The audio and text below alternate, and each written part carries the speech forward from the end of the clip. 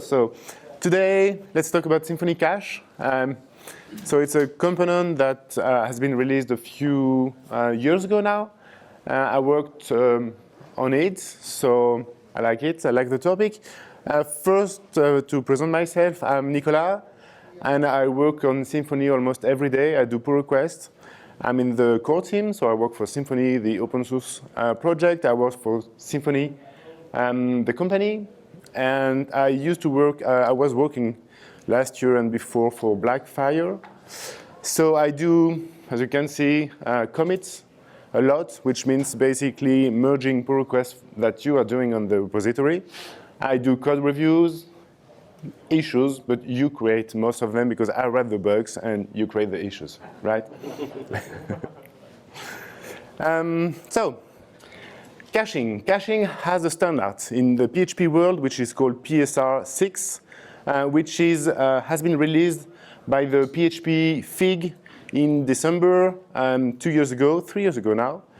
We published the first Symfony Cache implementation in 3.1, which was just a few months after the release of the standard.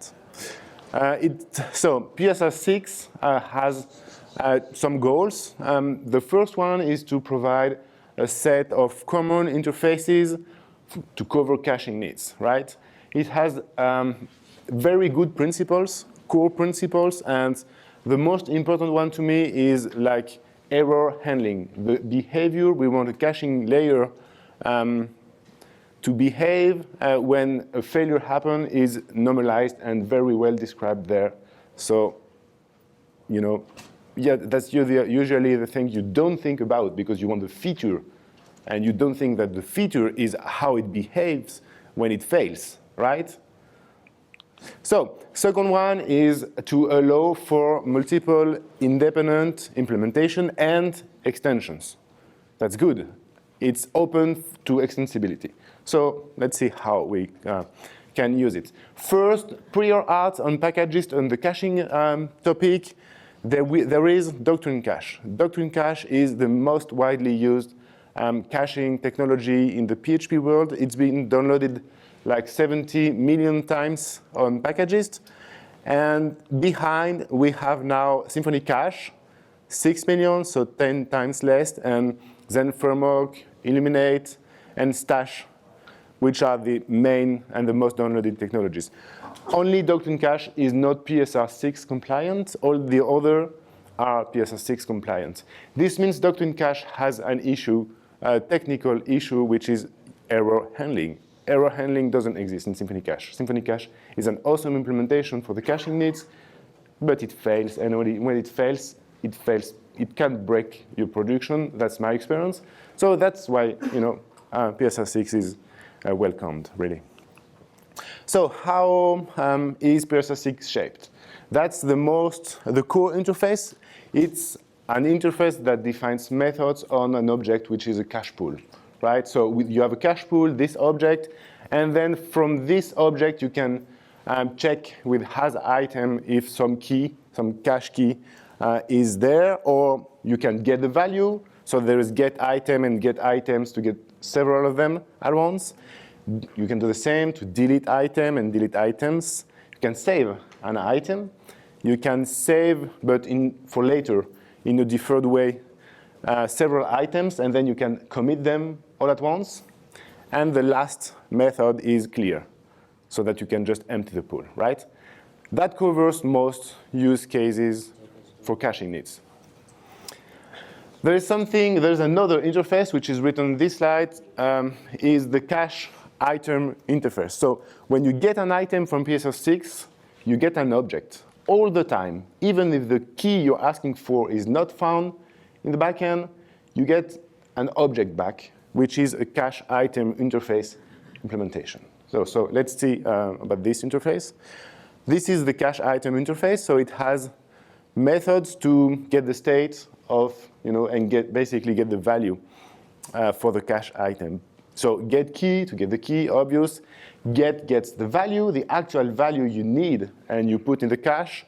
Is hit, that's the Boolean value that you should use to know if the value exists in the pool or not, true or false, right? So that you can, this is useful because if you want to cache a value and this value happen to be null or false, then you can't do that with PSS6 because there is another thing which is hit, which will tell you if this null value has been found in the cache or not. You can set the value, so the new value on the item, and you can do expiration because expiration is the most common invalidation strategy for cached items. So that's covered by PSS6. So you can, so either an absolute time or a relative time, so a period of time. Typically, that's how you use a caching system, right? You first get the value from the pool. If the pool has not been found there, you compute the value. This can take some time. You maybe set some expiration lifetime. So in this case, 1 hour. And then you store the value in the cache. And you get the value in the end all the time. After the if, you have the value, right? So you can use it.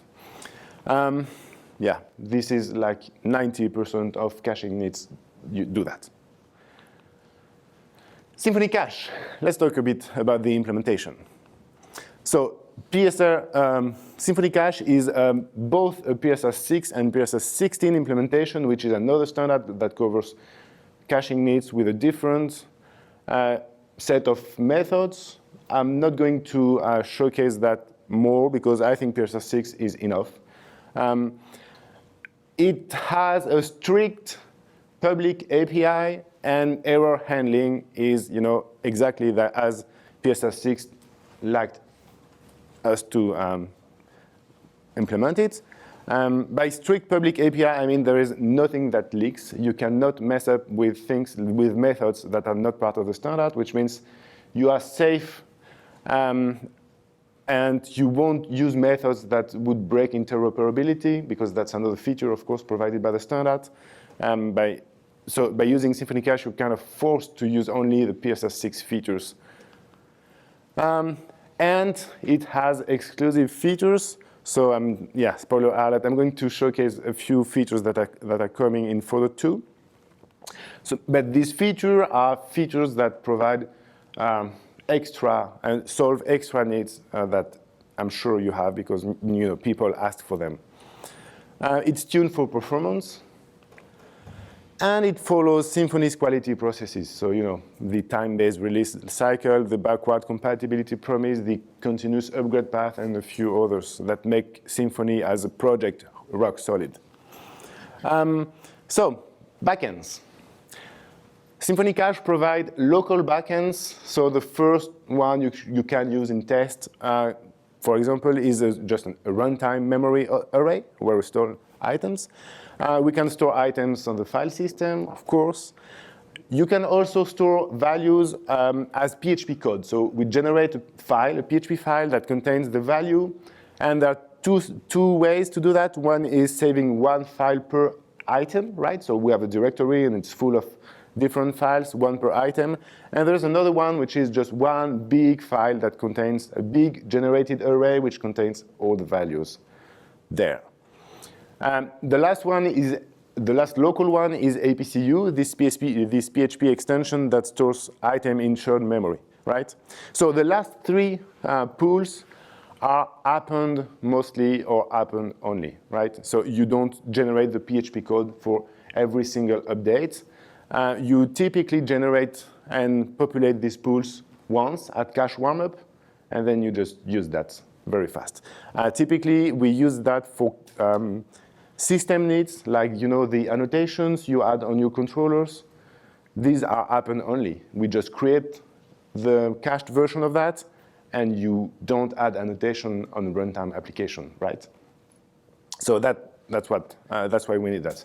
For application needs, so for data that are coming from APIs or basically your model, we have Redis, Memcache, or just the database. So you can use any PDO or Doctrine connection. And that makes things scalable, right, for your domain needs. There are a few special backends which have Nice use cases. So the first one is the chain backend, where you provide a list of backends, and then Symfony Cache or the chain adapter will just check each of them in order until it finds the item. So maybe the first is the fastest one, and the last is the slowest, but the most scalable one in terms of size. You can adapt a Doctrine implementation, Doctrine Cache implementation, and make it a PSS6 by decorating it. There is a proxy. The proxy is an adapter that wraps another existing any of them adapter and will, for example, add a key so that you can prefix keys automatically, and this will just make it work so that you can create sub-namespaces in the key space, right? Because the prefix will just differentiate keys for different proxies configuration. The null adapter is just an adapter that doesn't save anything, can be useful. There is a simple cache one, which is the PSS16. So if you have a PSS16 pool, you can adapt it and make it a PSS6. And the last one is a debugging tool. The traceable adapter takes timestamps before and after every single call done to the backend, so that then you can have a nice page, a nice panel in the Symfony toolbar, basically, right? And that's it for the features and the adapters. About numbers, these slides are old. I didn't update them, and the reason is that a benchmark should not be a decision tool. It's a tool that is good to compare things for me, the implementer and the author of the code, so that I can know that the bar is there, so I should go there, right? But for you, I suppose like 500 items per milliseconds is enough and is not much different than 800 items per milliseconds in terms of performance, right? I don't know, maybe we improve things, but basically that's the range, okay, for any single implementation. That's for getting several items at once. So in this case, we are going faster, but still, the range is the same compared to Doctrine, at least. There are specific performance improvements when you talk to some remote backends. So in Symfony, we try to make as few round trips as possible. So in this case, we are much faster than Doctrine when talking to Redis. And the reason is that Doctrine needs 2 round trips to fetch 1 item, and Symfony needs only 1, right? Or maybe it's for several items at once in this case, where Doctrine needs 1 round trip per item, whereas Symfony does 1 round trip to get all items at once. So that might be a performance difference in this case. Invalidation strategies. There are 2 difficult things in computer programming: naming and cache invalidation. That's the topic, right? So if you look on Wikipedia, if you look on the web, there are 3 main strategies to invalidate items in the cache pool. The first one is by expiration. So you set a date, and after that date, it's deleted. By tags. So you label items, you give them a small color, red, blue, green, and then you can, so it's a word, of course, it's not a color, but then there is a method that allows you to invalidate and to say, hey, delete from the pool every item that has the red color. Whatever it is, they are all deleted at this moment. You're using that if you're using Varnish, maybe, which provides that for HTTP objects. This works also for any kind of objects with Symfony Cache. And this other strategy is the by versioning one is by adding a key, a prefix key that is not visible from the outside, but is managed by you, by basically the proxy pool. So this key is a random number, but this number is stable until you change it. Like you increment a number, which is the prefix, and then just by incrementing the number, it means the key as a whole just changed, and you just invalidated the full pool instantly, right? There's the 4th invalidation strategy, which is deleting by hand. Of course, you delete some key, but it means you know which key to delete, which is not something that is possible to track most of the time. Symfony Cache has new features in 4.2, so let's review a few of them. We have IG binary compatibility. IG binary is an alternative serialization format for PHP, so you know serialize and unserialize. There is also IG binary serialize and IG binary unserialize. You need to enable the extension. If you enable it, Symfony Cache will leverage that for you. It's faster and more compact, and it will also ensure that you can move your data forward and backward. Like you have, let's say you have some items that are already serialized using the PHP format in some Redis pool. If you enable the IG binary extension, you will still be able to use that pool without clearing it, and the new items will use the new format, and Symfony Cache will just adapt automatically for you. So we enabled that for you, and you can just enable the extension now, and you'll get extra performance. This means we needed a way to basically change or make the serialization format configurable, right? PHP or IG binary. And in fact, you can think about more formats like message packs or encrypted values. Maybe you'd like to encrypt values before sending them to Redis, or compressing values, you know, that's another part of the serialization format. So we made that an interface, marshaller interface. We name it that way because there is already a serializer component in Symfony, so having a serializer interface there would be just misleading. So now it's called marshaller, which is a word that comes from the Go side. And it does that, basically. You can provide your own implementation and serialization processor. A nice extra feature provided by the community. We have multi-host DSNs, which means that it's just a one-liner to configure, let's say, a pool of Redis or a pool of Memcache servers, a cluster, and make your application scale.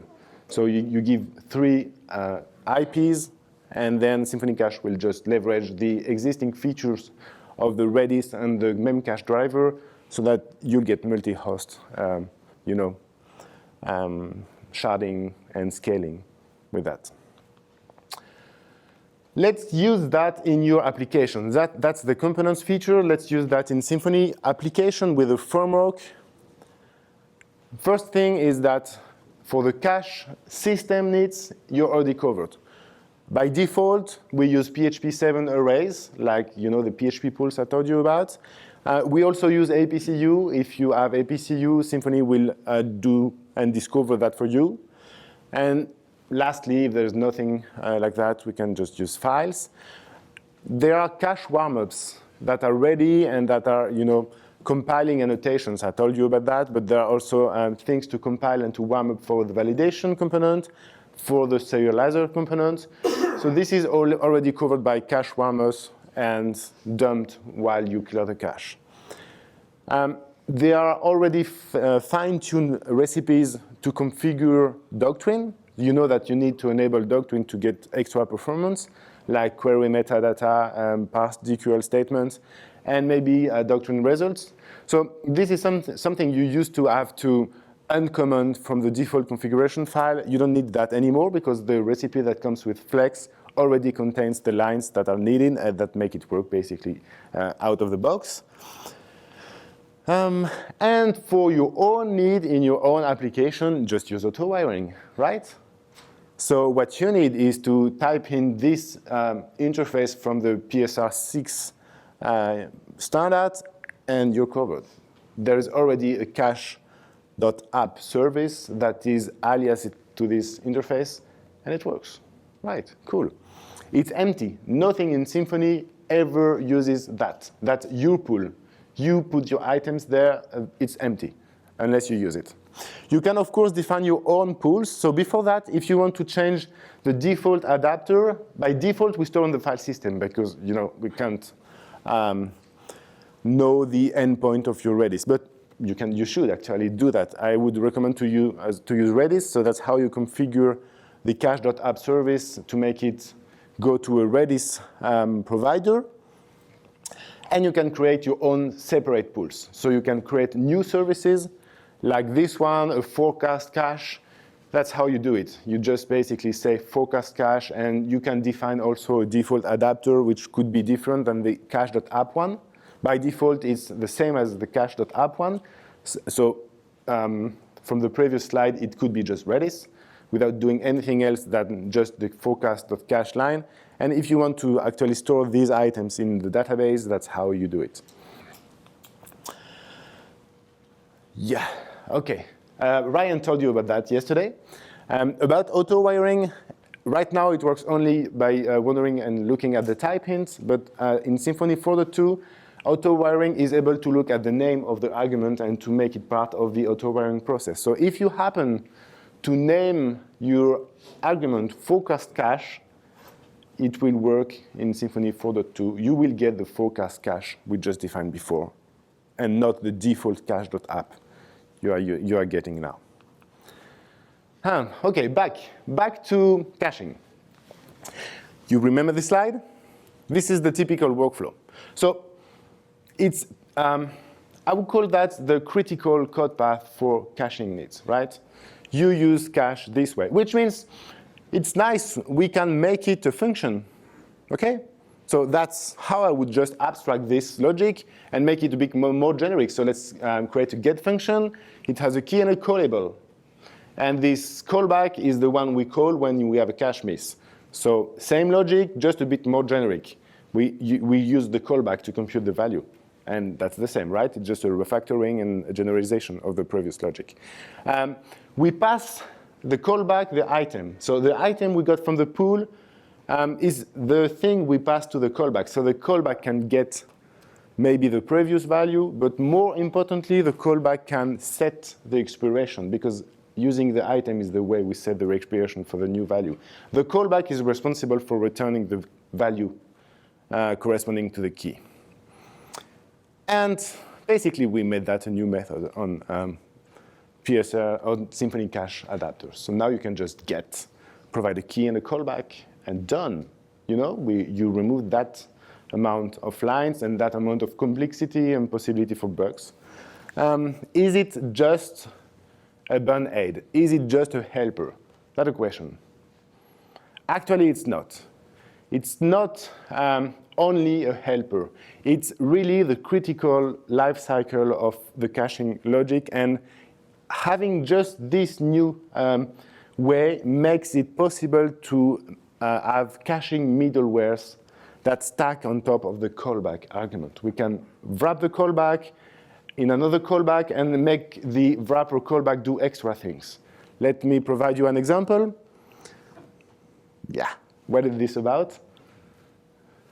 These are elephants, and they are running for, you know, accessing some item in the cache pool. So it's called cache stampede. Cache stampede is something that happens when you just deployed your application. The cache is empty, right? So every single elephant process wants this item, the same one. You can save yourself, you know, from a high CPU usage and like tons of database queries that would just end up producing the same value 20 times by locking.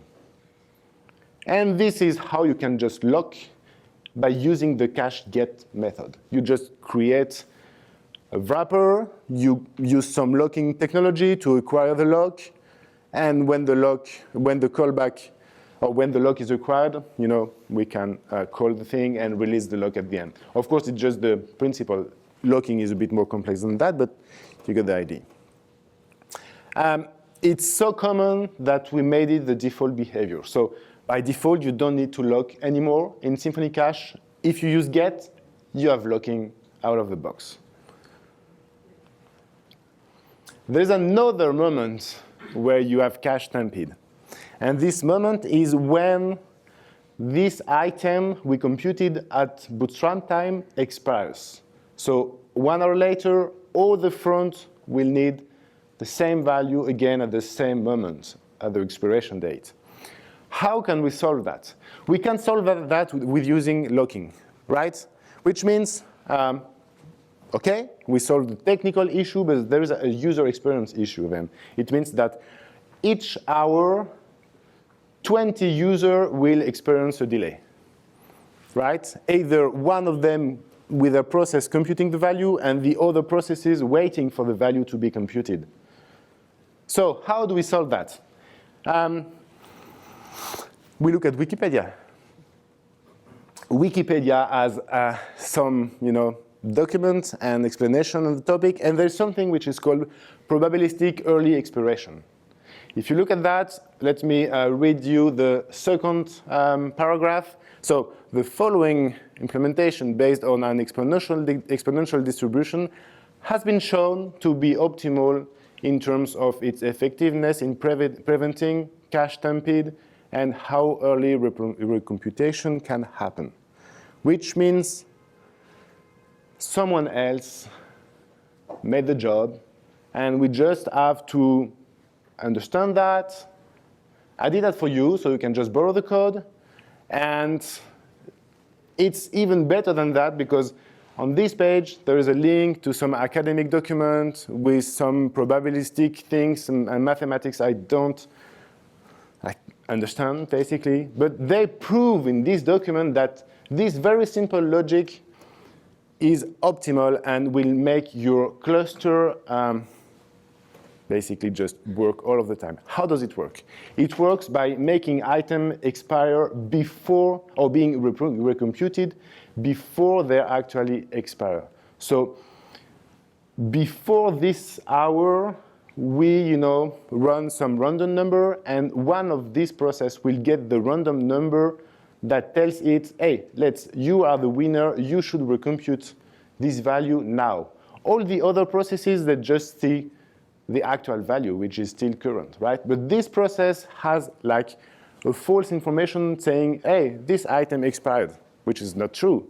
But by making it think so, we make it to recompute the value so that then all the other, and then the value will be valid for one more hour, and so on, and so on, and so on.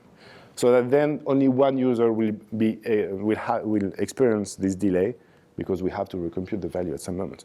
So yeah, it's already into Symfony 4.2. It works out of the box. We enable a probabilistic early expiration for you. You just need to use get, the new method you're not using now, of course. So yeah, that's the signature. The signature is cache, get, you pass the key, you pass the callback, and you pass these beta arguments. I didn't insist on it, but the beta argument is there. I don't know if I can do that, but the beta argument is there on Wikipedia and on this PDF academic paper. This is a number from 0 to infinity that controls the likeliness of early expiration. 0 means no early expiration. Infinity means immediate early expiration, right? So we can just use that, because it's useful sometimes to force the callback to be called. And sometimes it's useful also to disable early expiration. So that's typically how you can use get to compute a value and set it a 1 minute expiration and return the value in the end. So that's how you get the item. And that's typically covering 90% of what you want to do with a caching system. If you want to opt out from early expiration in some code, you can do that by forcing 0 as the last argument, so the beta argument's there. And if you want to force the callback to be called, you just pass infinity, which is a float number. You pass infinity, and then you force, basically you are saving the value, right? So you don't need save.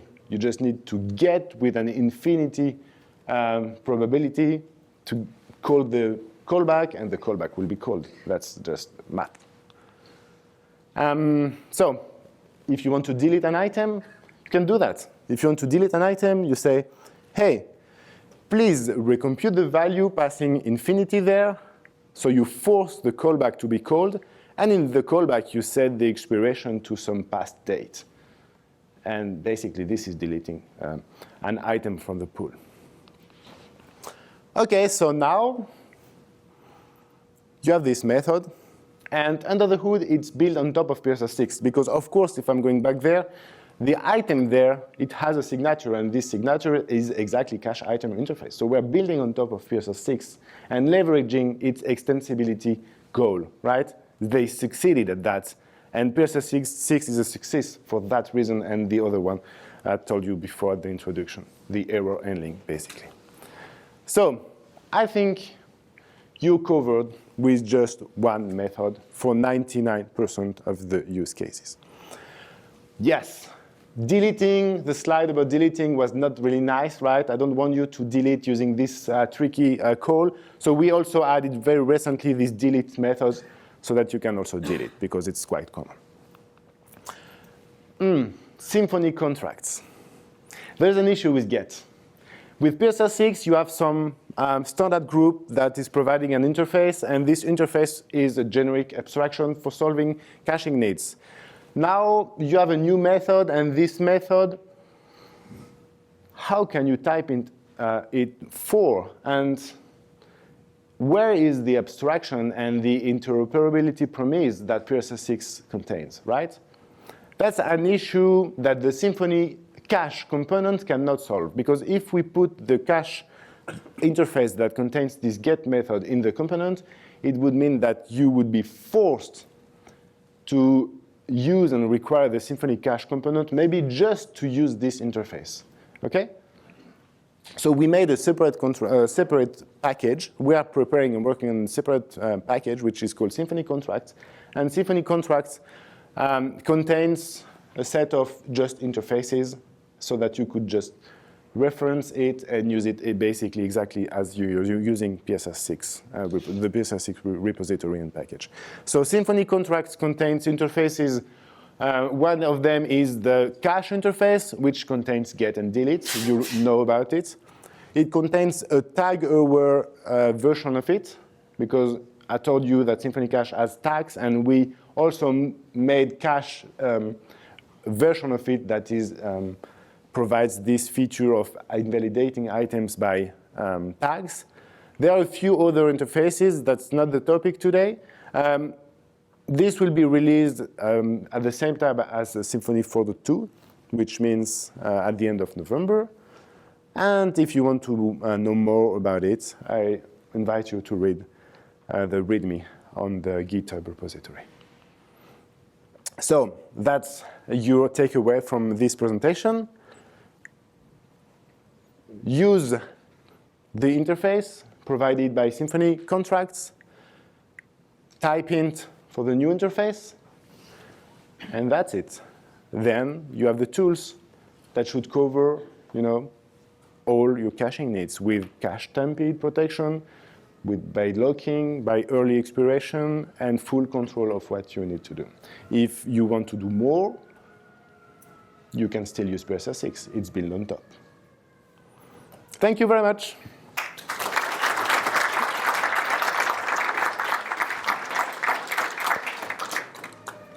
If you have any question, yeah? Are you going to push all these interface changes into Fig? Yes and no. I mean, the Fig has its own pace. Symfony has a separate pace, and the Fig has its own goals. Symfony is part of the Fig, but the goal of Symfony as a project are not exactly aligned on it. So right now it's faster and more efficient to provide the interfaces in Symfony Contracts. In the README, we kind of invite the Fig to borrow the ideas that could move there. But the Fig should do it. We can just contribute to the discussion by publishing our own proposals, like interfaces, but we can force anyone to adopt them and make them these standards. So Symfony is providing their own standards, which have proven implementations, the Symfony components, but we also provide this interoperable set of abstractions that could just help anyone solve this kind of topics. Yeah. Yeah. With the probabilistic expiration, I was wondering if it was possible to serve the stale value and then in a shutdown handler actually compute the value so that no user has to experience the... Yes, that's the first idea everyone comes up with, myself included, saying, oh, every And so the value has expired. Let's serve it while I'm computing it, which is just another way to do early expiration, except that you're just pushing the expiration date forward a bit. Technically, early expiration has the same exact result, but it doesn't force you to serve stale items, so it's better. But then somebody has to wait, right? Ah, OK. So yes, but you can solve that with the messenger component. So let's say you have early expiration. So one process sees this expired value. Actually, the interface provides a way to know that this is early expiration, which is the isHit method. Because isHit will be true when the callback is called and the item exists in the pool and is not expired, which means at this moment, this callback can decide to just push a message in the queue and return the value. So that works also.